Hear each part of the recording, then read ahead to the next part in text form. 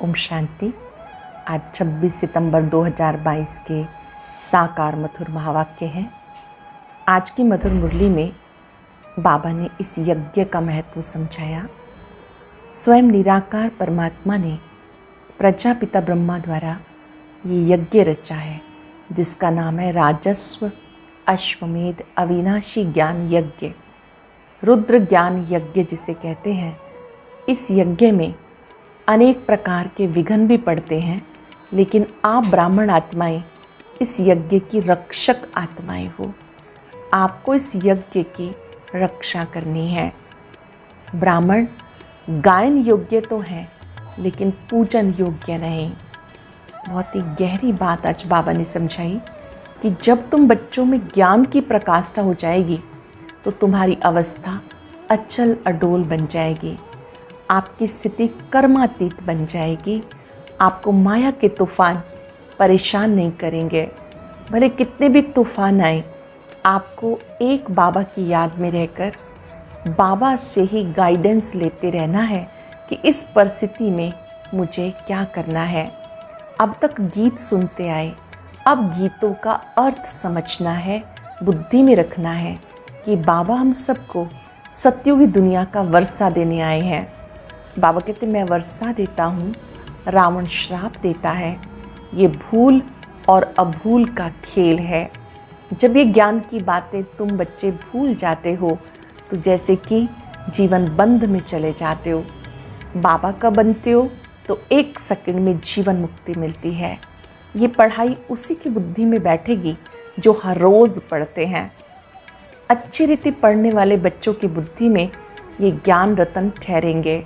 उन्हें नशा रहेगा कि स्वयं भगवान मुझे पढ़ाते हैं, वही नॉलेजफुल हैं, वही प्रिंसिपल हैं, वही एक्टर हैं, वही डायरेक्टर हैं। बाबा स्वयं पढ़ाने के लिए आते हैं तो अच्छी रीति पढ़ना है।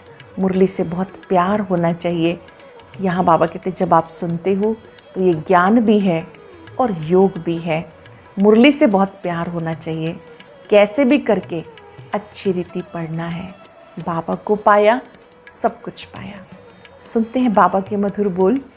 बाबा कहते मीठे बच्चे, रूहानी बाप ने ये रुद्र ज्ञान यज्ञ रचा है। इस यज्ञ के रक्षक तुम ब्राह्मण हो। तुम गायन लायक बनते हो, लेकिन अपनी पूजा नहीं करा सकते। तुम गायन लायक तो बनते हो, लेकिन अपनी पूजा नहीं करा सकते हो। क्वेश्चन है तुम बच्चों में जब ज्ञान की प्रकाष्ठा हो जाएगी तो उस समय की स्थिति क्या होगी। जब आप में ज्ञान की प्रकाष्ठा हो जाएगी तो उस समय की स्थिति क्या होगी। उस समय तुम्हारी स्थिति अचल अडोल होगी। किसी भी प्रकार के माया के तूफान हिला नहीं सकेंगे। तुम्हारी कर्मातीत अवस्था हो जाएगी। अभी तक ज्ञान की पूरी प्रकाष्ठा न होने के कारण माया के तूफान स्वप्न आदि आते हैं। ये युद्ध का मैदान है। नई नई आशाएं प्रकट हो जाएंगी, परंतु तुम इसमें डरना नहीं। भले नई नई आशाएं प्रकट हों, आपको डरना नहीं। बाबा से श्रीमत ले आगे बढ़ते रहना है। गीता तुम्हें पाके हमने जहाँ पा लिया, जमी तो जमी आसमां पा लिया। ओम शांति। गीत तो बच्चों ने बहुत बार सुने, अब उसके अर्थ में टिकना है। लक्ष्य को पकड़ लिया। अभी हम बेहद बाप से बेहद का वर्षा ले रहे हैं, जिसको आधा कल्प से याद किया। रावण वर्षा छीनते हैं। दुनिया वाले इस बात को नहीं जानते। तुम बच्चे जानते हो ये रुद्र ज्ञान यज्ञ है। कोई मनुष्य का नहीं, प्रजापिता ने यज्ञ नहीं रचा। ये रुद्र ज्ञान यज्ञ है। ज्ञान सागर शिव ने यज्ञ रचा है। यज्ञ तो अनेक प्रकार के रचते हैं, जैसे दक्ष प्रजापति कहते हैं। अब दक्ष प्रजापति तो है नहीं, ब्रह्मा है प्रजापिता। दक्ष प्रजापति अक्षर नाम कहाँ से आया। बाबा समझाते ये रॉन्ग बनाया हुआ है। शास्त्रों में लंबी चौड़ी कथाएं लिख दी हैं। अब बाबा कहते जो भी सुनते आए हो सब भूलो। मैं जो तुम्हें सुनाता हूँ वह सुनो। प्रजापिता तो एक ही होगा। जो भी यज्ञ रचते हैं वो है मैटीरियल यज्ञ। ये है रूहानी बाप का रूहानी यज्ञ। इसमें ब्राह्मण चाहिए, वह ब्राह्मण तो है कुख वंशावली, तुम हो मुख वंशावली। मुख वंशावली कभी पुजारी हो ना सके, तुम पूज्य बनते हो, वह है पुजारी। तुम गायन लायक बनते हो, तुम्हारी पूजा भी नहीं हो सकती। अगर देहधारी की पूजा करते हैं तो वो रॉन्ग है।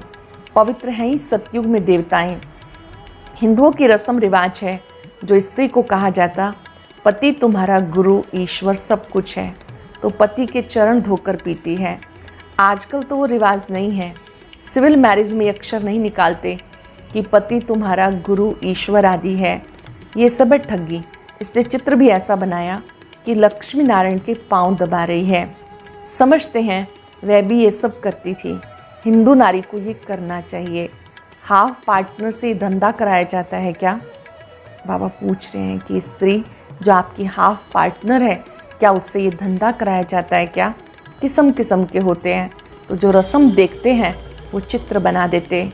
अब वहाँ ऐसे थोड़ा ही हो सकता जो लक्ष्मी बैठ पाँव दबाई। बाबा कहते मैं द्रौपदी के आके पाँव दबाता हूँ।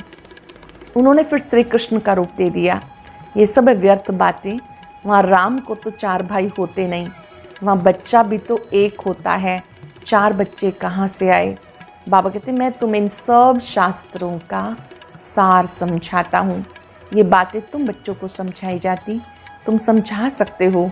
बाबा कहते तुम ये जो कसम उठवाते हो वो झूठा उठवाते हो। अब कहते गीता कृष्ण ने गाई, हाथ में गीता उठवाते हैं। फिर कहते ईश्वर को हाजिर नाजिर जान, सच बोलना। श्री कृष्ण भगवान को हाजिर नाजिर जान ये नहीं कहते, ईश्वर के लिए कहते। तो श्री कृष्ण गीता का भगवान है। अब ये बुद्धि से निकाल दो। झूठा कसम होने के कारण उनमें ताकत नहीं रही। एक्यूरेट है एक धर्मराज, सुप्रीम जज वही सच्चा है। सतयुग में जज आदि होते नहीं, क्योंकि वहाँ कोई ऐसी बात नहीं होती। सब हिसाब किताब चुकतू कर वहाँ चले जाएंगे। फिर नए सिर सतो प्रधान सतो रजो तमो में आएंगे। हर वस्तु जो तुम देखते हो नई से पुरानी जरूर होती है। दुनिया भी नई से पुरानी होती है। ये पुरानी दुनिया है, परंतु कितने तक पुरानी है किसी को पता नहीं। सदैव 4 भागों में बांटा जाता। ये भी 4 युग हैं। पहले नया, फिर चौथा पुराना, फिर आधा पुराना, फिर सारा ही पुराना हो जाता, बिल्कुल ही टूटने के लायक हो जाता। इस कल्प की आयु 5,000 वर्ष है। अब तुम हो अंत में। अंतिम जन्म में तुम बाप से वर्षा पाते हो 21 जन्मों के लिए। सतयुग त्रेता में 21 जन्म, द्वापर कलयुग में 63 जन्म क्यों होते? क्योंकि पतित बनने से आयु कम हो जाती है, आधा कल्प आयु बड़ी होती है। अब तुम योग सीखते हो। सतयुग त्रेता में आयु बड़ी होती है, द्वापर कलयुग में कम हो जाती है। तुम बच्चे यहाँ योग व याद सीखने के लिए नहीं आए हो, यहाँ आते हो सम्मुख मुरली सुनने। मुरली तो बहुत प्यारी लगती है। योग तो तुम कहाँ भी बैठ के कर सकते हो। स्टूडेंट के इम्तिहान का जब टाइम होता है, कहाँ भी होंगे, बुद्धि में इम्तिहान की बातें घूमती रहेंगी। यहाँ तुम्हारी पढ़ाई और योग इकट्ठे है। पढ़ाने वाले को भी याद करना है। बाबा कहते माँ में कम याद करो। भूल से श्री कृष्ण का नाम डाल दिया। सन्यासी आदि तो श्री कृष्ण को याद करते नहीं। बाकी किसने कहा मन मना भव, तत्व ब्रह्म तो नहीं कह सकता। बाप इस मुख का आधार लेके कहते बच्चे माँ में कम याद करो। ज्योति बिंदु शिव बाबा ब्रह्मा तन से कहते हैं, ब्रह्मा मुख कमल से माँ में कम याद करो। ये सब पॉइंट्स बुद्धि में धारण करनी होती हैं, फिर समझाना होता है। कांग्रेसी लोग कितना आवाज़ से बोलते थे। उनका लीडर था बापूजी, वो था जिस्मानी बापूजी, ये है फिर रूहानी बाप। वो जिस्मानी बाप, ये रूहानी बाप। सभी का बाप तो गांधी जी हो ना सके, उनको राष्ट्रपिता कहते हैं, विश्व पिता तो नहीं कहते। शिव बाबा तो सबका बाप है, ब्रह्मा भी बाप है जरूर, परंतु इस समय सिर्फ तुम उन्हें जानते हो। सारी दुनिया तो नहीं मानेगी क्योंकि समझते नहीं। यहाँ बापू निराकार शिव बाबा को कहते, वे सभी का बाप है। बच्चों को कितनी पॉइंट समझाते, कभी आत्मा पर, कभी परमात्मा पर, कभी शास्त्रों पर। ढेर के ढेर भारत में शास्त्र हैं, और धर्म वालों का तो एक ही शास्त्र होता, यहाँ तो अनेक शास्त्र हैं। फॉलोअर्स भी जो कुछ सुनते सत सत करते रहते, एम ऑब्जेक्ट कुछ भी नहीं, लक्ष्य कुछ नहीं। जैसे राधा स्वामी पंथ है, अब नाम तो रखा है राधा स्वामी, राधे का स्वामी तो श्री कृष्ण है। वास्तव में जिस रूप में भारतवासी श्री कृष्ण को समझते हैं वैसे है नहीं। राधे तो कुमारी है, श्री कृष्ण कुमार है, फिर कृष्ण का स्वामी कैसे कहेंगे। अब स्वयंवर के बाद लक्ष्मी नारायण बने तब स्वामी कहा जाए। छोटेपन में तो आपस में खेल पाल करते हैं, तो वह कोई पक्का स्वामी थोड़े हुआ। बहुत हैं जो सगाई को भी तोड़ देते हैं। अब लक्ष्मी नारायण तो दिखाते हैं, परंतु नारायण के बाप का नाम क्या है कभी बता ना सके। अब श्री कृष्ण के माँ बाप दिखाते। राधे और कृष्ण दोनों के माँ बाप अलग अलग थे। राधे और श्री कृष्ण, राधे और जगह की थी, श्री कृष्ण और जगह का। सत्युग की बातों का सारा अगड़म बगड़म कर दिया, मिक्स कर दिया। लक्ष्मी नारायण के माँ बाप का नाम कहाँ, नारायण का बर्थ कहाँ, कोई भी नहीं जानते। राधे कृष्ण ही लक्ष्मी नारायण बनते हैं। बाबा कहते भक्ति मार्ग की कितनी बड़ी सामग्री है। ज्ञान में तो सिर्फ बीज को जानना होता है, बीज के ज्ञान से सारा झाड़ बुद्धि में आ जाता। जानते ऊंचते ऊंच भगवान है जो परम धाम में रहते हैं, वहाँ तो सब आत्माएं रहती। सूक्ष्म वतन में है सिर्फ ब्रह्मा विष्णु शंकर। ब्रह्मा और विष्णु तो पुनर्जन्म में आते हैं, बाकी शंकर नहीं आता। जैसे शिव बाबा सूक्ष्म है, ऐसे शंकर भी सूक्ष्म है। उन्होंने फिर शिव शंकर को इकट्ठा कर दिया, है तो अलग अलग ना। शिव बाबा ब्रह्मा द्वारा स्थापना, विष्णु द्वारा पालना, शंकर द्वारा विनाश कराते हैं। ब्रह्मा सो विष्णु हो जाता, ब्रह्मा सरस्वती सो लक्ष्मी नारायण बनते हैं। तत्वम, तुम भी देवता घराने के हो, तो बाप तुम्हें सब राज समझाते। बाकी धारणा करने वाले नंबरवार हैं। जिसने जो पद कल्प पहले लिया था वही पुरुषार्थ चल रहा है। पुरुषार्थ बिगर प्रारब्ध बन ना सके। पुरुषार्थ से समझा जाता कल्प पहले भी इसने इतना किया था। अब तुम्हारी पढ़ाई चल रही है। रुद्रमाला विष्णु की माला गाई जाती है, बाकी ब्राह्मणों की माला है नहीं, क्योंकि पुरुषार्थी हैं। रुद्रमाला अर्थात शिव बाबा के बच्चे, वही फिर विष्णु की माला बनते हैं। लेकिन जो ब्राह्मण हैं उनकी माला नहीं बन सकती। क्यों नहीं बन सकती? क्योंकि वो पुरुषार्थी हैं। आज अच्छा चलते हैं, कल माया का घूसा लग जाता। रुद्रमाला बनने से फिर ट्रांसफ़र हो जाएंगे।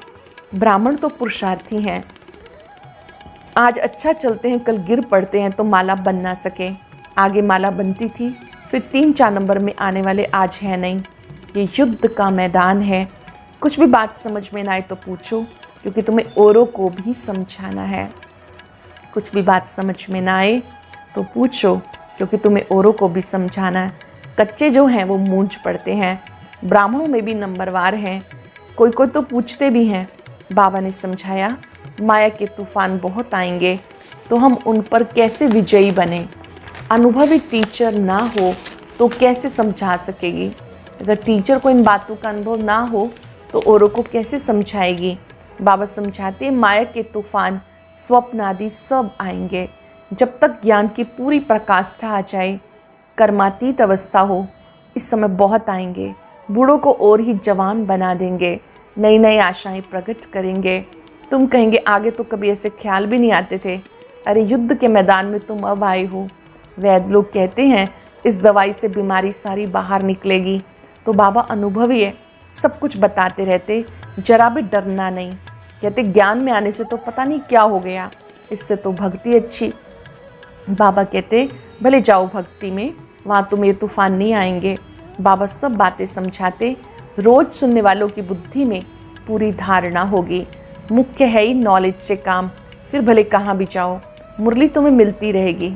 मुरली पढ़ने की मिलिट्री में भी मना नहीं हो सकती। मिलिट्री को ऐसे थोड़ी कहेंगे कि बाइबल व ग्रंथ आदि नहीं पढ़ो, सब पढ़ते हैं, उनके मंदिर भी होते हैं।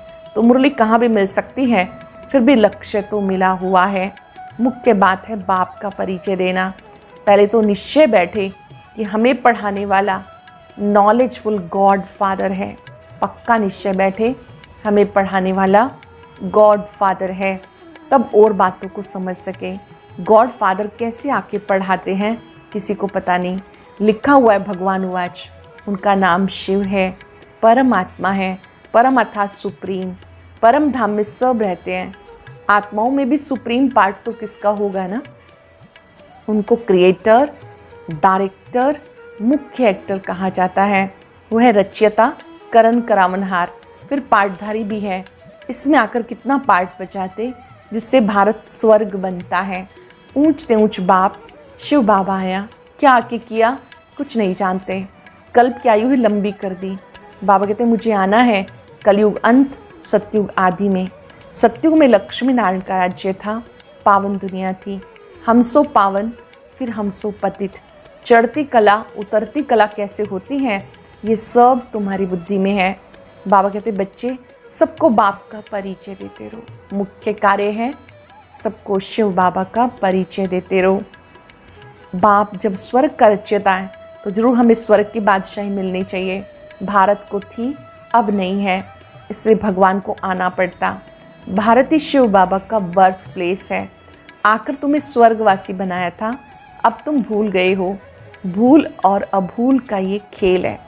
बाप स्वर्गवासी बनाते हैं, माया भुला देती। ये भूल अभूल का खेल है। इस नॉलेज को भूलने से फिर उतरती कला होती है। 1 सेकंड में जीवन मुक्ति, चढ़ती कला। जीवन बंद में कितना समय लगा, ये बातें शास्त्रों में थोड़े ही हैं, जनक की बात है ना। बाबा कहते जो कुछ पढ़ा सब भूल जाओ। बाप टीचर सतगुरु मैं ही हूँ। 21 जन्म का तुमको वर्षा देता हूँ, फिर भी ओहो मम माया तुम कब्रिस्तानी बना देती हो। शिव बाबा परिस्तानी बनाते हैं। माया बहुत बच्चों को धोखा देती है क्योंकि श्रीमत पर ठीक रीति नहीं चलते हैं। माया धोखा क्यों देती है? क्योंकि श्रीमत पर ठीक रीति नहीं चलते हैं। अच्छा, मीठे मीठे सिक्के बच्चों प्रति माता पिता बाप दादा का याद प्यार गुड मॉर्निंग। रूहानी बाप की रूहानी बच्चों को नमस्ते। रूहानी बच्चों की रूहानी बाप दादा को नमस्ते, गुड मॉर्निंग। शुक्रिया बाबा, शुक्रिया। धारणा के लिए सार। मुरली हर रोज़ ज़रूर पढ़नी है। माया के तूफ़ानों से डरना नहीं है। किसी भी प्रकार के धोखे से बचने के लिए श्रीमत लेते रहना है। पढ़ाई और योग दोनों इकट्ठे हैं, इसलिए पढ़ाने वाले बाप को याद करना है। निश्चय बुद्धि बनना और बनाना है। बाप का ही परिचय सबको देना है। निश्चय बुद्धि बनना और बनाना है, बाप का परिचय सबको देना है। वरदान है अकाल तख्त पर बैठकर कर्म इंद्रियों से सदा श्रेष्ठ कर्म कराने वाले कर्म योगी भव। कर्म योगी वह है जो अकाल तख्त नशीन अर्थात स्वराज्य अधिकारी और बाप के वर्षे के राज्य अधिकारी हैं। जो सदा अकाल तख्त पर बैठकर कर्म करते हैं उनके कर्म श्रेष्ठ होते हैं, क्योंकि सब कर्म इंद्रियाँ लॉ और ऑर्डर पे रहती हैं। अगर कोई तख्त पर ठीक ना हो तो लॉ और ऑर्डर चल नहीं सकता। तो तख्त नशीन आत्मा सदा यथार्थ कर्म का प्रत्यक्ष फल खाने वाली होती है। उसे खुशी भी मिलती है तो शक्ति भी मिलती है। ऐसी आत्मा को जो यथार्थ कर्म करती है उसे खुशी भी मिलती है, शक्ति भी मिलती है। इस लोगों ने ब्रह्मा बाप के प्यारे वह हैं जिनका ब्राह्मण कल्चर से प्यार है। ब्राह्मण कल्चर सुबह से लेकर रात तक जो हमको बाबा ने सिखाया, ब्राह्मणों को कितने बजे उठना है, कितनी देर योग करना है, कर्म क्षेत्र पर कर्म करते हुए लौकिक में भी कैसे रहना है, लौकिक में रहते भी अलौकिकता नज़र आए, ये सारा ब्राह्मण कल्चर है। बाबा को वही बच्चे प्यारे हैं जिन्हें ब्राह्मण कल्चर से प्यार है। आज हम अभ्यास करेंगे। भृकुटी सिंहासन पर विराजमान मैं स्वराज्य अधिकारी कर्म योगी आत्मा हूँ। भृकुटी सिंहासन पर मैं आत्मा राजा विराजमान हूँ। मैं स्वराज्य अधिकारी आत्मा हूँ। मैं मन बुद्धि संस्कार की मालिक हूँ। बाबा ने मुझे यथार्थ बुद्धि दी है।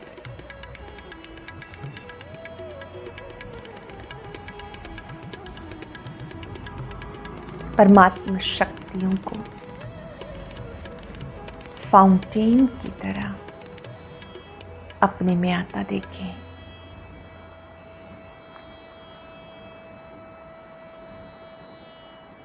परमात्मा शक्तियाँ निरंतर मुझ आत्मा पर पड़ रही हैं। मैं अकाल तख्त पर बैठकर अपने स्वराज्य को चला रही हूँ। शुक्रिया बाबा, आपने कर्म योग सिखाया, यथार्थ कर्म सिखाए।